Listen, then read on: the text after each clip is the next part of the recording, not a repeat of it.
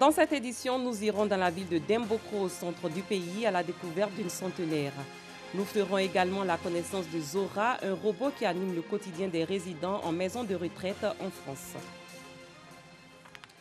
Bonsoir, merci de suivre le 19h. Elle est née vers 1902, Koné est âgée de plus de 115 ans. Cette centenaire, grand-mère et arrière-grand-mère, est heureuse d'avoir vu sa 5e génération. Elle ne cesse de remercier le Tout-Puissant de lui avoir accordé cette longévité. Koné invite les jeunes à respecter leurs parents, à vivre une vie décente et à se battre pour gagner leur vie. Pagasoro Koné l'a rencontré pour vous. Dembokro, quartier Sokoradjan. Ici, vit Tienien, né vers 1902 à Ferkessédougou, au nord de la Côte d'Ivoire.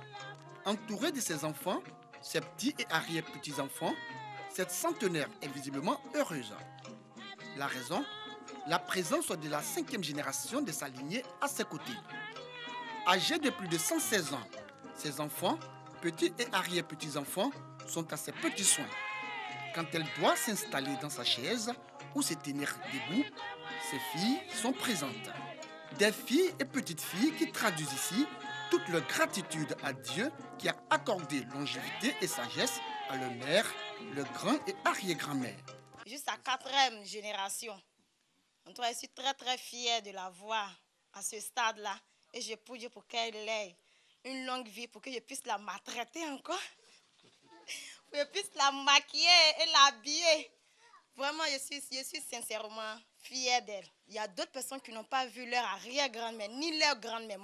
J'ai eu ma grand-mère, j'ai eu 2 grand-mères, une arrière-grand-mère. Je suis fière d'eux. En tout cas, je prie Dieu pour que Dieu leur donne une longue vie. Que nous aussi, nous qui sommes ses arrière-petites-filles et petits-fils, je prie Dieu qu'on ait elle son âge. Le temps s'est écroulé, mais les traces de son passé ont pu être sauvegardées. En témoignent ces photos de sa tendre jeunesse. Une nostalgie de sa jeunesse qu'elle entend revivre. Elle l'exprime à travers ce chant des années de l'indépendance. Soyez bénis,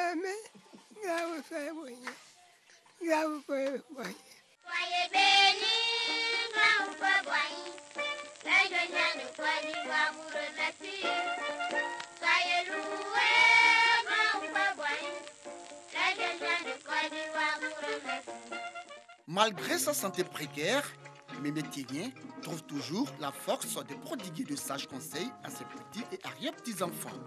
Le respect des parents et des aînés, la vie décente, l'amour du prochain, l'union, la solidarité et le pardon, des valeurs de la vie qui pour elle permettent à tout enfant correct et responsable sur cette terre de réussir.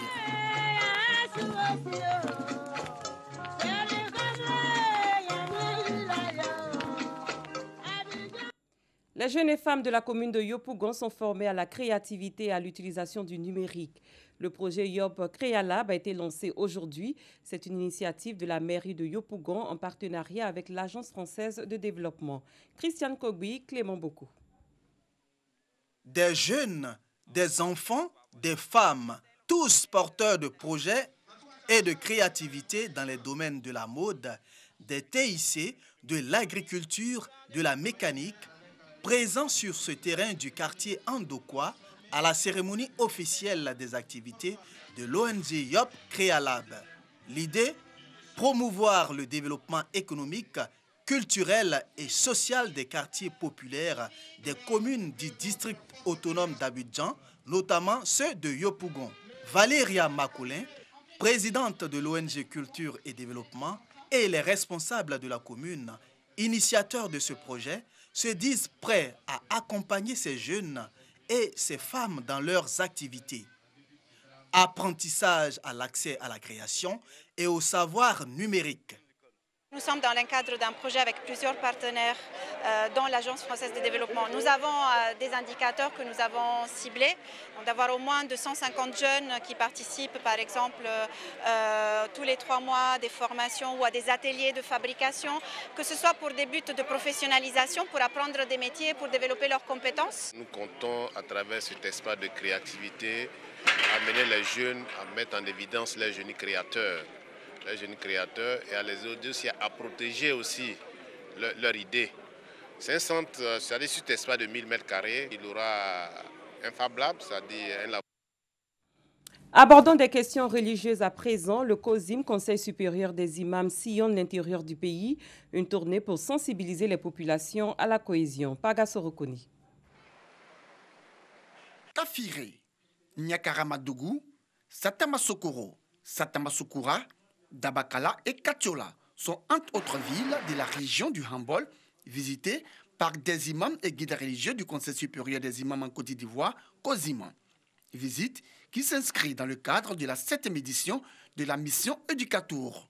Il s'agit pour le COSIM, à travers cette tournée de sensibilisation, d'exhorter la communauté musulmane de ces localités de l'intérieur du pays à promouvoir les vraies valeurs de l'islam, la paix, la cohésion, la tolérance, la solidarité et l'amour, mais surtout à être des artisans de paix et de la non-violence à la veille de 2020, année électorale en Côte d'Ivoire.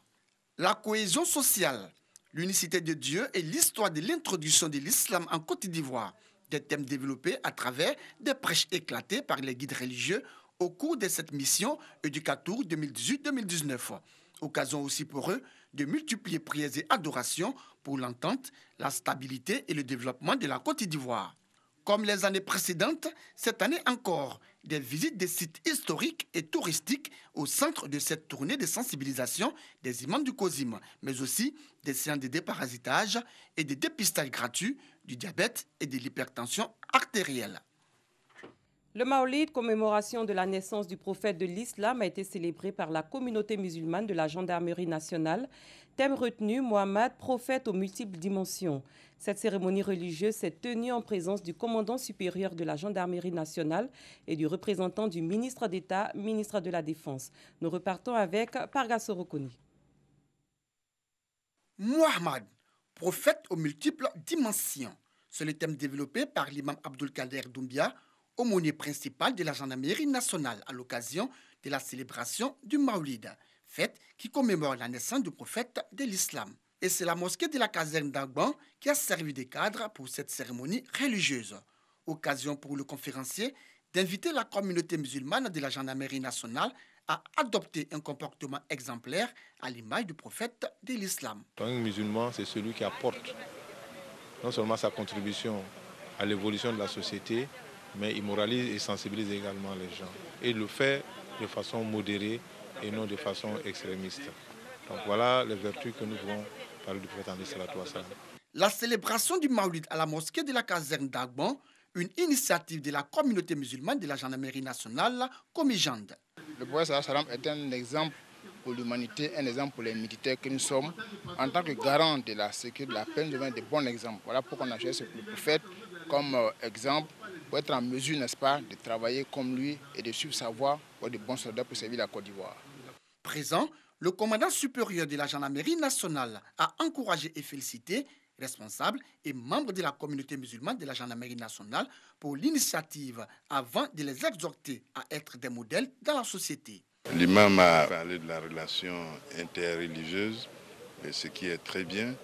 Et nous souhaitons que tout le monde soit solidaire pour le bien-être des Ivoiriens. Les mauvais comportements, les propos blessants peuvent engendrer la guerre que nous avons déjà vécue dans notre pays et qu'il importait que l'on s'instruise des mauvais faits passés pour construire l'avenir. Cette cérémonie religieuse a bénéficié du soutien du général de division Kone Mambi, représentant le ministre d'État, ministre de la Défense Ahmed Bakayoko.